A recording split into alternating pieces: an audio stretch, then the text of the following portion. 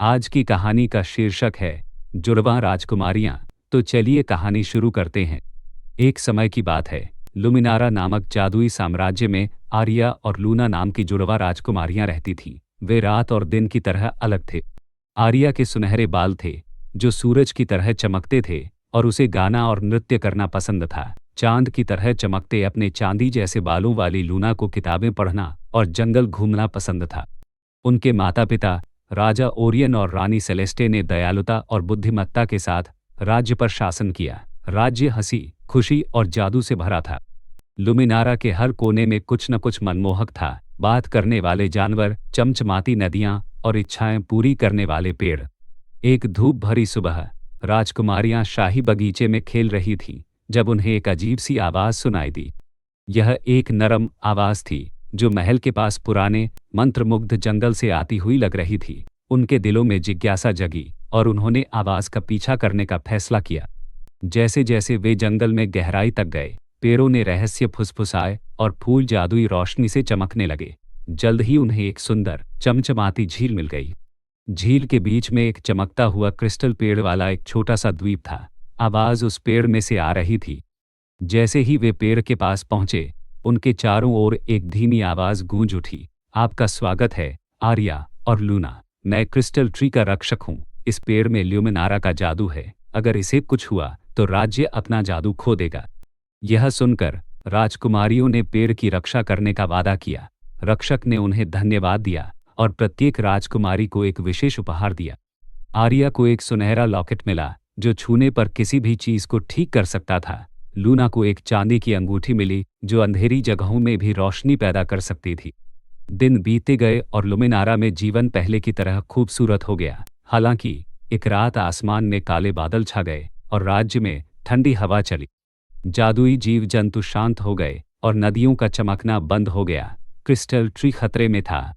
आर्या और लूना झील की ओर दौड़े और उन्होंने रक्षक को कमजोर और खतरे में पाया। एक काले जादूगर ने पेड़ पर जादू कर दिया है। केवल आपका संयुक्त जादू ही इसे बचा सकता है, वह फुसफुसाया। राजकुमारियां जानती थीं कि उन्हें शीघ्रता से कार्य करना होगा। रक्षक ने उन्हें बताया कि जादूगर के जादू को तोड़ने के लिए उन्हें 2 जादुई वस्तुओं की आवश्यकता है, फीनिक्स का पंख और जलपरी का आंसू। दृढ़ संकल्प के साथ राजकुमारियां अपने साहसिक यात्रा पर निकल पड़ी। सबसे पहले उन्होंने फीनिक्स को खोजने के लिए फिएरी पर्वत की यात्रा की। यात्रा लंबी और जोखिम भरी थी, खड़ी चट्टानों और लावा धाराओं से भरी हुई थी। आर्या ने अपने सुनहरे लॉकेट का उपयोग एक घायल बाज को ठीक करने के लिए किया, जिसने उन्हें फीनिक्स के घोंसले तक पहुंचाया। फीनिक्स ने अपने तेजस्वी पंखों के साथ उनका स्वागत किया और कहा, यदि आप दोनों मुझे खुश करेंगे तो मैं आपको एक पंख दूंगा। आर्या ने एक सुखदायक गीत गाया और लूना ने एक बुद्धिमान कविता सुनाई। उनके गीत और कविता से खुश होकर फीनिक्स ने उन्हें चमकता हुआ पंख दिया। अंत में वे जलपरी को खोजने के लिए विस्परर्स महासागर की ओर बढ़े। वे तूफानी समुद्रों के बीच से गुजरे और खतरनाक चट्टानों को पार किया। जब वे जलपरी की कुटी में पहुंचे तो उन्होंने उसे रोते हुए पाया। लूना ने जलपरी से पूछा, आप क्यों रो रही है? मेरा मोती का हार खो गया है, जलपरी ने जवाब दिया। आर्या और लूना ने भयंकर धाराओं और समुद्री राक्षसों का सामना करते हुए गहरे पानी में डुबकी लगाई। जलपरी का हार एक अंधेरी गुफा में गिर गया था। लूना की जादुई अंगूठी रोशनी की मदद से वो दोनों गुफा में गए। एक साथ बहादुरी पूर्वक उन्होंने हार ढूंढ लिया। जलपरी ने अपना हार देखकर कहा, आर्या और लूना, आपने मेरी परीक्षा पार कर ली। आप दोनों इस आंसू के हकदार हैं। जलपरी ने उन्हें एक आंसू दिया जो मोती की तरह चमक रहा था। दोनों जादुई वस्तुओं के साथ जुड़वां राजकुमारियां वापस क्रिस्टल ट्री की ओर दौड़ पड़े।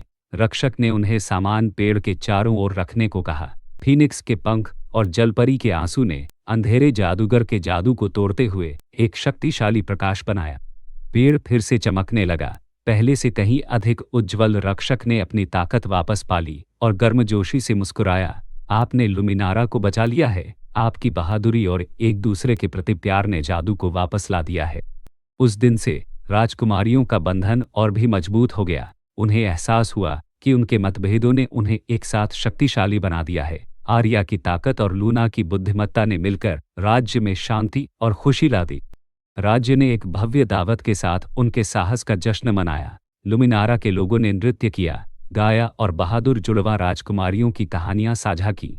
जादुई जीव वापस आ गए और नदियां एक बार फिर चमक उठी।